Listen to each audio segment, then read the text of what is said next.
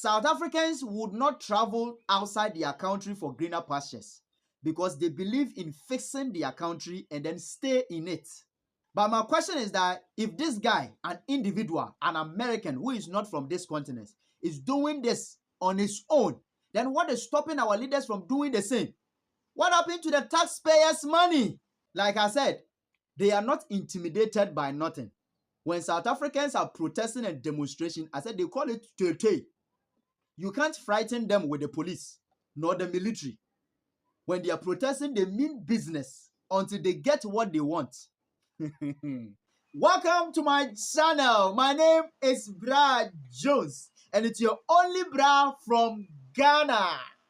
And I'm living inside South Africa, aka Tabu, aka Tapelu, aka Temba, aka Tabang, aka Karabo, aka Sipo, aka Sifiso, aka Koglelelo, aka Solani, aka whatever South African name you call me, I accept.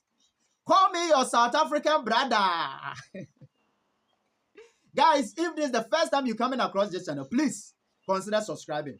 Subscribe. Help this channel grow by subscribing. And then like this video, and then let's take this video viral. You know, this is a travel channel with me, your bra, from Ghana, and I'm living inside South Africa. And we are showing the positivity, we are showing the good vibes, we are showing the culture, everything positive. Remember, this channel is always about positivity. We don't have time for negativity. Oh yeah, for our country and for our continent, on God.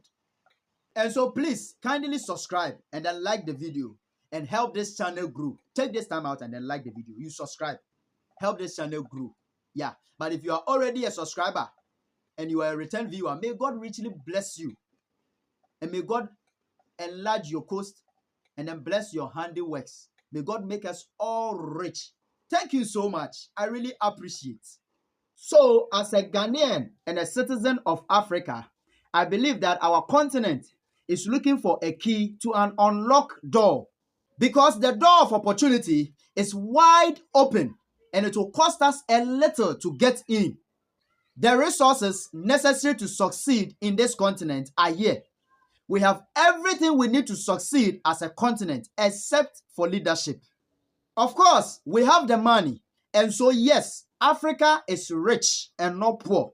Just like how the late Dr. Kwame Nkrumah of Ghana said some time ago. But in reality, we are just broke. In reality, the riches are not reflecting on the lives of citizens of Africa. And sometimes when we talk about issues like this, they be like, African youth are lazy. They don't want to work hard. Meanwhile, it is the leaders who are not making the environment enable for us citizens to hustle. And that is the truth. And the proof that African youth are not lazy is the kind of work we do wherever we find ourselves in the diaspora. There in the diaspora, some are willing to do multiple jobs within the day. But guess what? They wouldn't do the same job in their own country because the minimum wage bill and the salary is nothing to write home about. And sometimes even the jobs are not available at all, except for some few countries like South Africa, of which I know are doing the most for its citizens. And I know this because I live here in this country as a Ghanaian. And once I have said this, I know some people will come in my DM and in the comment section and be like, it is the whites that are in South Africa that is making South Africa what it is. Really? Who told you? See, the white colony are a tiny minority of less than 8%. And so how can they cover the development of a large nation like South Africa? Moreover, South Africa has a black president, and the majority of the parliamentarians are blacks. And so what's your point? Well, you know what? I don't blame those that says that, because most Africans have become so used to the situations in our country. We have been programmed to believe that black leaders cannot lead Africa to its potential. Oh yeah, and so we've come to accept that. And no one is reacting. And it's causing our leaders to live in their comfort zone. And no one is striving to keep them on their toes. See, as a Ghanaian in South Africa, I've come to realize that one of the main reasons why South African citizens are living good is the ability to fight their leaders for service delivery. South Africans would not travel outside their country for greener pastures because they believe in fixing their country and then stay in it. See, demonstrations and protests might not be the coolest way to communicate to one's government concerning their needs and wants, though. But with the kind of leaders we have in Africa, that seems to be the only means we can call on them to get positive response. See, I am not a violent person and I don't support violence. But trust me, if every other African nation's citizens will learn from South Africans on how they organize their demonstrations and protests, the better response we will get from our leaders. South Africans know that this land is all they have got, and there is no other place like home. They know that with the resources God has blessed the nation with, it is enough for the country to reach its potential, to make the citizens live a good and a better life on their own soil. South Africans know that when you are voted to power to lead, you are called to serve. And so government and leadership is to serve the people, the citizens, and not the other way around. They know that the country's resources that has been handed over to you as a government is enough to make the country a better place for the citizens to live. And so poverty, hardship, and inadequacy, and etc., is never their portion as citizens. And so when a government is failing to provide for them their basic needs to live a hardship-free life, then they know that something is wrong somewhere. They know that someone is not being transparent. They now know that incompetency is either trying to find its way or has already found its way into the heart of a leader or a servant. And so the citizens will quickly rectify and hold the government accountable with all aggressiveness possible. Trust me, South Africans know how to fight their leaders, keep them on their toes, and then take what belongs to them as citizens. They will demonstrate and protest with passion, with the last drop of their blood and sweat, to pull incompetence to order. And they will make sure things are how it is supposed to be. They don't get intimidated by nothing. They have that aggressiveness spirit in demonstration for restoration. And they will make sure they will get the little they deserve as citizens. See, the way I am saying it, someone might think I am just making up words to please South Africans. You think I am pleasing South Africans? Like how? I don't know where you are watching this video from, but if you are a Ghanaian, I know now it's visa free for Ghanaians. And so you buy your plane ticket and then come. You come and just witness how they do their demonstrations. Here they call it Tete. They call it Tete. Just come and witness that and then go. You will clap for them. See, I live here with a man of God, my father. And I remember one of the days when I came here new, we traveled. And when we were coming back, we didn't know that there was demonstration. And so we are in Mpumalanga. And so we're coming from Nelspruit to Bushbuckridge. And the demonstration had started from Hazyview. And so there was a roadblock at Hazyview. We didn't know. And so on our way, some taxis were giving us signals. And I asked him, what is happening? He says, there is demonstration there. And I said, oh, demonstration? This is a private car. Let's go. He said, huh? Which what? You wait. Let me turn. After I am done turning, I will reply your message. You dare not, South Africa. The only cars that will be allowed are taxis. Even that, they will search. No municipality car passes. If you're a private, you can't predict them. You can't predict them. They really mean business when they are protesting and demonstrating. Oh yeah. And how they do it, they always get results. And so now, after he turned the car, he reversed the car, he said, what did he say? He said, I should go. You think here is Ghana home?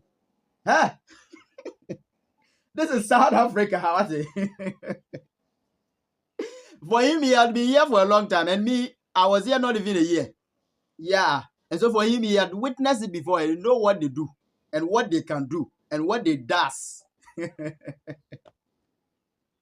Like I said, they are not intimidated by nothing. When South Africans are protesting and demonstration, I said they call it Tete. You can't frighten them with the police, nor the military. When they are protesting, they mean business until they get what they want. You see, that ancestral fighting spirit against the apartheid in those days still runs in the blood of this generation. They are not afraid of nothing when it comes to demonstration. Hey, don't dare. See, I am not trying to support violence or whatsoever. But if that is the only means our African leaders will hear us out, then so be it. Oh yeah, because even the Bible says, unto whom much is given, much is expected. Yeah. And so violence shall definitely take it by force. But my question is that, must we always necessarily burn cars and destroy state properties before our leaders will hear us out as Africans? If you are a parent and all the time your kids have to destroy family properties in a way of protesting before you hear them out and then provide for them their basic needs, then... And so yeah, definitely there shall be Operation Violence shall take it by force. There is a country in West Central Africa whose vice president is the son of the president. And he's been posting on social media the kind of lavish lifestyle that he lives. And recently he went to the United States, New York, and stayed in a $75,000 penthouse a night before he gave a speech at the UN to ask for more aid for his country and for his people who are starving. Can you imagine? I am not trying to make this story up. No, I can't do that. His pictures were posted on the social media by himself. And as to how I got to know his stay in that $75,000 US dollar house in United States, he is the one that took a video of himself. He gave a camera, he gave a camera to someone and the person videoed him, showing everything. And so I'm not the one sitting here saying it. It is already there on the internet. Oh yeah. Those of you that know, I know the name, but I cannot mention it here. If you know the name, you can mention it in the comment section. Oh yeah. If you know, you know. What happened to the resources we have here in Africa? And what happened to all the taxpayers' money? We are all here when a guy came from America, an individual called Jimmy, known on YouTube as Mr. Beast. He came to save lives here on this continent. And then he put it on camera for the whole world to see. What an embarrassment. See, I am not trying to question the guy's act of kindness. No, it's good deeds and it's perfect. It's eternal. One way or the other, it's also our prayer that God will bless us someday so that we will also be blessing to others. Oh yeah. And so I support the guy's act of kindness. But my question is that if this guy, an individual, an American who is not from this continent, is doing this on his own, then what is stopping our leaders from doing the same? What happened to the taxpayers' money? If a YouTuber can change tens of thousands of lives by giving clean water, building bridges for easy access, classrooms, computers, etc., etc., and even promise to do more for those communities, then what is stopping our leaders from doing this for our citizens? What happened to our resources as Africans? We live in a continent where a politician is voted into power. He uses the state resources to enrich themselves and family, and now they see the continent or their country as cemetery. Oh yeah, why am I saying this? Because when they are voted into power, their bank accounts are now in Switzerland. They now travel to France for medical treatment. And they invest in Germany. They buy from Dubai. And now they consume Chinese. And when it happens to be that they are religious, they now travel to pray in Rome and in Mecca. Their children study in Europe. They travel to Canada, USA, and Europe for tourism. But when they die, they are buried in their native country. And so now Africa is seen and treated as cemetery for its leaders and politicians. And so therefore, how can a cemetery be developed? But there comes a time in the life of every corrupt leader in Africa that all time shall be timeless. I am not trying to sound violent. And I'm in no position to threaten nobody. I can't even threaten no one. Who am I? I'm a nobody. But as the Bible says, when hope is deferred, it makes the heart sick. And so definitely one day, God is going to arise. And one day, Africans are going to arise. Oh yeah. And one day, Africa shall be great. Thank you so much, guys. This is where we'll end this video. Yeah, we'll draw the curtains here. And so, if in case you found this video interesting, please kindly subscribe. Take this time out and then subscribe and help this channel grow. And then you like the video, please take the time out and then like this video. Yeah, and then let's take this video viral. And then you can share to friends in your various groups so that they can also be a blessing. Yes, thank you so much for always patronizing my channel. We will continue in the next video. There's still a lot to talk about. Yeah, for my country and for my continent. On God. And so remember that there is a God that has created this earth and has given you power to create your own space out of it. He says, whatever that your hand shall find doing shall be blessed. And so remember that there is a God that has created you to continue to create on. Thank you so much. See you in the next video. My name is Brad Jones. Bye-bye.